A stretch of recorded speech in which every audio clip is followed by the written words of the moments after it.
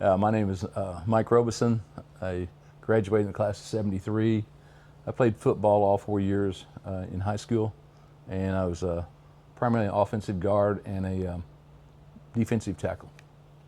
I was actually all conference on both positions my senior year.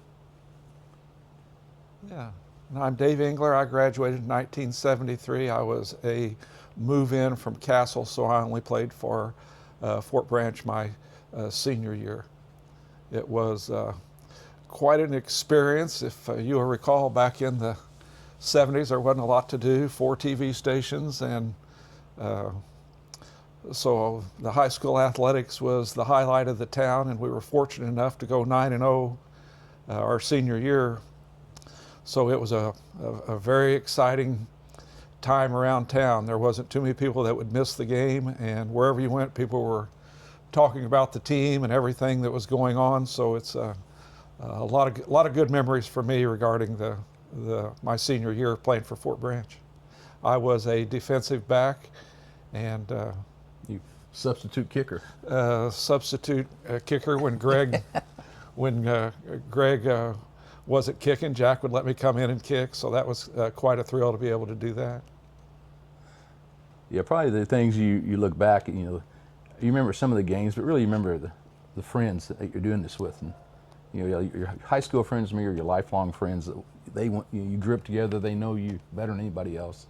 I was fortunate, to play all 4 years, so I started out as the young guy, and I looked up to people like Randy Simon, Jay Berger, Alan Byers. They were the guys I remember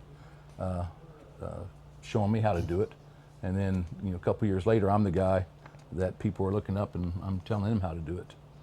A couple of things I remember, and I'm sure everyone that played for Jack will tell you that he would guarantee you that if you do it his way, it would be the right way.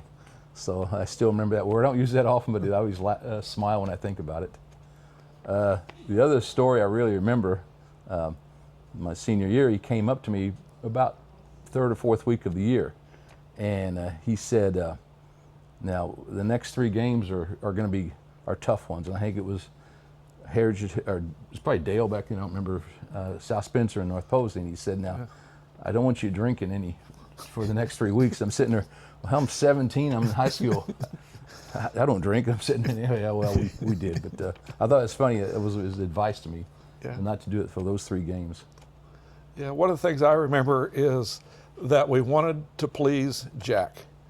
And if you think about it, as 17, 18-year-old kids, it was a tumultuous time.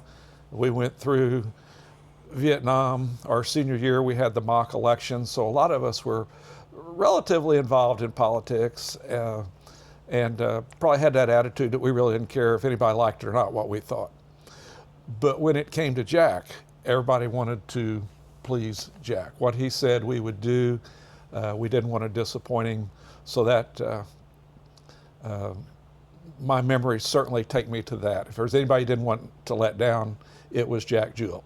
The rest of the people, teachers, I probably didn't care. But when it came to Jack Jewell, he had our utmost respect. I also remember that not all the coaches had football experience, and in particular Dave Terrell. And he would send Terrell out to scout the other teams, and he would just basically say, here's this. He had a farm that had the linemen laid up. He said, now try to mark where everyone is and what they do, and I'll figure it out later if you can just write it down. So, basically, the coaches coach several sports up there, and like I said, Terrell became a football coach with us. Yeah, what's interesting to me is you look at football today, and it's a year-round sport. For us, it was like 2-a-days are going to start Monday, and probably the Wednesday before, it was like, we better start running and get in shape for football. So, the 2-a-days were our conditioning. The 2-a-days were our practices. And that is really, really different than what you see in football today. Weights were just foreign. Very few guys hit the weights. That was just not important. But again, I guess that's part of a small school. You needed everybody to participate in every sport, and we were not dedicated to any one sport. But it was a great time. Some of my greatest memories. I'm glad that I I did it, I would be a worse person without the memories that I have. And to kind of romanticize the football season was the way that the cars did park along the edge of the football field. So different than other schools, bigger schools. No one would allow a car to pull up alongside the football field. I can remember all the lighting and the way that it would shine on the trees at night and the atmosphere of the game. But as much as anything, that everybody in town was in tune to what we were doing and really following the team. And of course, success breeds success, and people like to follow a winner. And when you're 8-0, everybody's going to show up for that 9-0 game. But I'm not saying we were rock stars. I certainly was not. I wasn't that great of a football player. But it was nice to be something that everybody in town knew what you were doing and was watching it. And Fort Branch was absolutely alive during football season in 1972. Yeah, and he's right how, I didn't think it was that big a deal, but everyone did look up to you.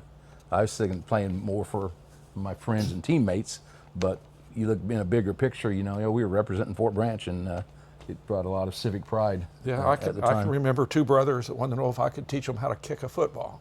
And I would go over and try to help them kick as though I was some kind of kicker, but nonetheless, you were the idol of the small kids. And I'm pretty sure our senior year was Haubstadt's first year in football. And there was a lot of trash talk going around, primarily from them to us, that they thought they could take us. That they never had a football team, but we were only Fort Branch, so surely they can beat us. Well, it didn't turn out that way. It was 50-0. Yeah, something like that. It was bad. It was 50-0. Yeah. And I remember I got a penalty that game because I didn't have my mouthpiece in when I was on a kickoff, and I think I got a 15-yard penalty when I was kicking off. So I do remember the Haubstadt game very well, getting that penalty for being so stupid. I actually I got to play offensive end that game because I'd been hurt a little bit, so that way I didn't have to hit as many people, so I could just go out and line up and run down and do different things. Another one of my favorite memories, and this is for your time, but it had nothing to do with the varsity, but it's probably my freshman year, and like I said, the assistant coaches had to help out, so us freshmen were just over in the corner, just trying not to get in trouble. Well, we got in trouble. We played knee football, where everyone was on their knees, and we were having a little football game going on, and we were just having a blast. But when the varsity practice got over, I don't remember who the coach was. He came over and tore us a new one, and we were running sprints and everything. But we just made the best of that time and had a really good time there. I also. Did you play in the game at Carrollton when half the field was under? I don't remember that one. That was 71 season. Well, but we played in mud at Petersburg, because Petersburg's baseball field, and I always thought that it was Cannleton, but by moving in and not being real familiar with the areas, I always thought we was at Cannleton until I looked at the schedule, and it wasn't possible that we was at Cannleton. So that was Petersburg that we got all muddy. It was just absolutely terrible playing on a baseball field and a football field. We were just, I don't even know how we got home on the bus without somebody having to spray the bus out. Another thing that's kind of interesting is the field was not connected to the school. So you had to basically get dressed in the old gym here and then walk, 6 or 7 blocks out to practice. And Dave and I were arguing. I remember being barefoot, that they wouldn't let us wear shoes because they didn't want to wear the rubber down on the cleats. And he remembers scuffing his shoes up. So yeah, I thought we sounded like the Romans coming into town because we would. But I can also remember this would probably been my sophomore year, because it was with Jay Berger, and we would all run, the 6 or 7 blocks barefoot, back and forth, and then just a thing we did. It wasn't my idea, but the seniors were doing it, so I said, okay, I'm going to tag along with them there. But something we did practice religiously was the pad drills at the practices. And if you weren't a key part of the team when it come to playing, you were a key part of the team when it came to the pad drills. Yeah. And we did not miss a beat. And we were really, really good at the pad drills. I believe that was Jim Sprinkle that led the Oh, probably. Yeah. the He was kinda pad crazy. drills. But we never missed a beat, and the other team knew that we was there before the kickoff. So that's one of those things that people do not do anymore that I'm aware of when it comes to choreographed team pad drills. Yeah, it's also kind of interesting. Like I called them the Wilson boys because I grew up with 3 of them real close, and they went from Tim being the quarterback to Rick being the quarterback, and Greg was the running back all those years, and then I guess Rick's senior year he became the running back. But for several years there, they are very dependent upon the Wilsons. Yeah. I think Jack one time asked them if they could have more kids. That's kind of rumor on the street. I don't know if it's true or not, but I had heard that story before. Yeah.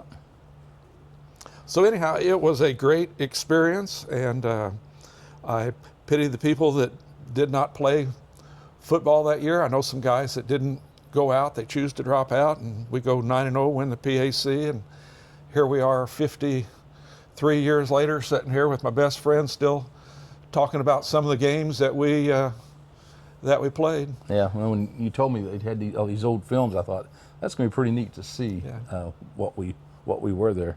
So I appreciate you putting this together, John. Yeah, very good.